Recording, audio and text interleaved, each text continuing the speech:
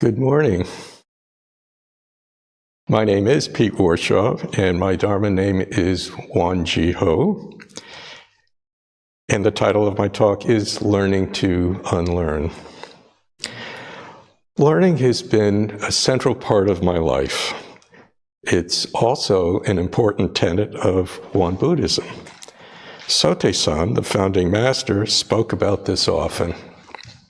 Addressing a congregation at a meditation hall, he said, 90% of a person's character is formed through what he or she has learned. Like a bee collecting honey, one must humbly learn from others the knowledge one requires, regardless of the other person's social class or field. Many people in the world, however, lose the chance to learn because of their conceit. This indeed is a serious illness. Learning is embedded throughout the Dharma, or the teaching. The essential dharmas of daily practice encourage us to turn a reluctance to learn into a readiness to learn well. One of the legs of the threefold study is inquiry into human affairs and universal principles. Questioning is one of the 8 articles.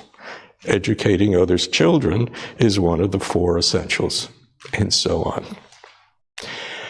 As I mentioned before, learning has been an important part of my life, including my engagement with Won Buddhism. As I learn more through studying the scriptures, participating in Dharma study groups, learning the Dharma talks and listening to the Dharma talks at weekend services, speaking with our reverends, my own practice grew and was enriched. Concurrently, the more I practiced, the more I hungered to learn further about the principles and the Dharma of our order. The arrows of learning and practice flowed in both directions. Of course, this isn't unique to me. The doctrinal chart of Won Buddhism, located at the very beginning of our scriptures, features the gateway of faith and the gateway of practice. Faith built on learning and practice built on doing. They flow in, out, and around each other like a fluid vortex. One without the other is meaningless. But a few months ago, I realized that my practice was becoming stale. I was still attending services and was continuing to read, listen, and question, but the intimacy I had felt with Won Buddhism was starting to fade. Something was getting in my way, and I didn't know what it was. By chance, a friend shared a phrase she had heard from her yoga teacher: learn, unlearn, relearn. I'll show my age. The phrase originated in a hugely influential book, Future Shock, written by Alvin Toffler all the way back in 1970, which is not all the way back for me. He wrote, "The illiterate of the 21st century will not be those who cannot read or write, but those who cannot learn, unlearn, and relearn." Toffler was referring to a need to continuously adapt to a rapidly changing material world. But bang, it struck me that I could repurpose the phrase learn, unlearn, relearn as a guidepost for deepening my practice. For me, the key is to unlearn so that I can then move forward and relearn. I'll explain. When I first came to the temple, I had no preconceptions about what it was all about. I remember being both confused and stimulated. I experimented with different ways to practice, and this encouraged me to learn more. But gradually, my knowledge was accompanied by a feeling that I got this. Like plaque slowly growing in my veins, I was allowing my pride to attach itself to what I had learned. This attachment is subtle. It formed as preconceptions about what was important, how things worked, and what to believe. They were like a warm blanket in a cold Dharma hall. When I came to a service, I knew what would happen, what I would do, and increasingly how I would feel. I was losing what Buddhists call the beginner's mind. The Buddhist teacher, Yvonne Rand, described the beginner's mind this way. This mind is different from the mind we often bring to habitual activities or habitual ways of thinking or responding. How can I be a beginner in each moment, even in those situations where I am doing something I have done many times before? Jack Kornfield, another well-known Buddhist teacher, added, "The wisdom of uncertainty frees us from what Buddhist psychology calls the thicket of views and opinions." I've met a few people who seem to retain their beginner's mind even after years of practice, but many of us start to lose it fairly quickly.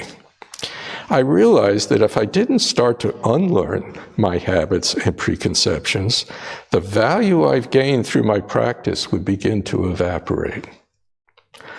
Okay, but recapturing my beginner's mind requires more than snapping my fingers and chanting bibbidi-bobbidi-boo.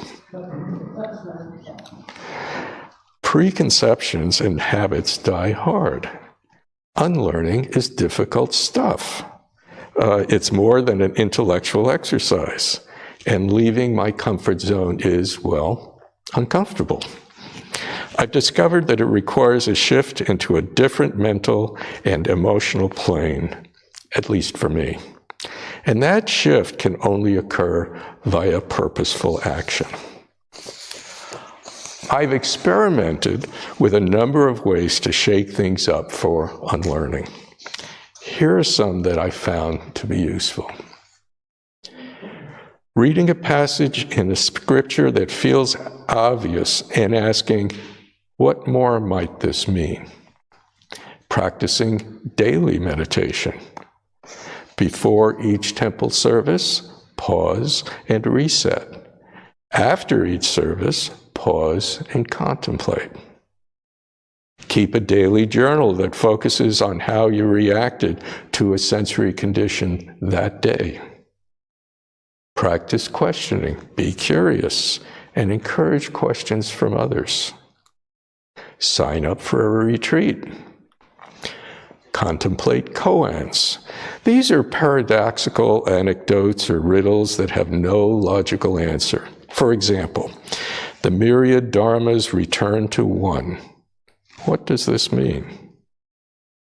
Heaven and earth know without knowing anything. What does this mean? Our Dharma friend Patty Daniel gave a superb Dharma talk on this a few months ago, and you can find it on YouTube. It's great. A few more actions. Walk in the temple garden or out in nature before or after the service. If you sit in a particular spot in the Dharma hall, sit somewhere else. If you meditate in the morning, try it in the evening. And volunteer to give a Dharma talk about something that is new or that you don't understand. Are there others you can think of? I'd love to hear about them. If you're in the early stages of your practice or just starting out, congratulations. The suggestions I just made also can be ways to help keep your beginner's mind open before it starts to calcify. Habits and perceptions grow quickly and subtly. Watch for them. I know I've thrown a lot at you. Here's the gist of what I'm suggesting. Most of us enter a spiritual practice with a beginner's mind. This makes learning stimulating, liberating, and authentic. Over time, habits and preconceptions about that spiritual practice can emerge. When this occurs, the practice becomes stale. Our beginner's mind gets cloudy, and attachments inadvertently creep in. Unlearning these habits and preconceptions is important in order to deepen or relearn one's practice. There are a variety of ways to mindfully shake things up so unlearning can occur. Discover those that work for you. So, happy unlearning. Thank you.